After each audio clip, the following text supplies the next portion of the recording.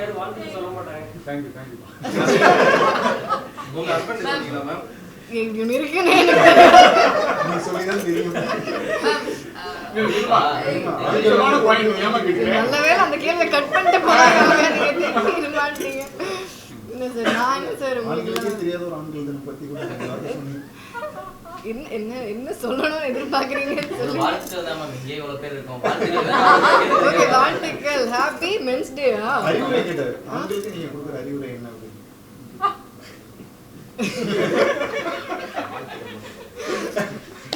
Happy men's டே.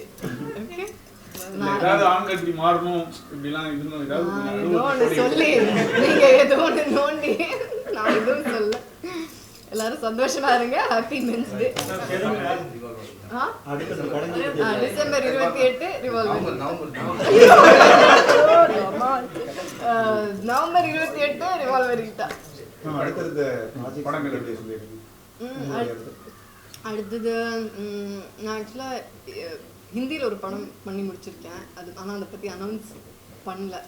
So வேணாம் இல்லை அது யார் என்ன இதுன்னு சொல்லலை. ஸோ ஒரு ஜூன் ஜூலை அந்த டைமில் ஷூட்லாம் முடிச்சிட்டோம்.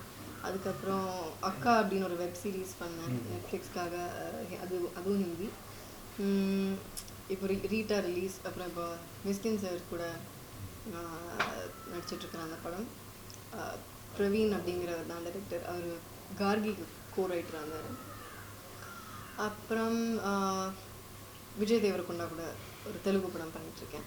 அப்புறம் நெக்ஸ்ட் இயர் இன்னொரு ஒரு பெரிய மலையாள படம் ஒன்று பண்ணுவேன். ஸோ அடுத்து யாரோட பயோபிக்ல நடிக்கிறாங்க? நான் அதான் சொன்னேன். அப்போது இப்போதைக்கு நோ பயோபிக்ஸ்.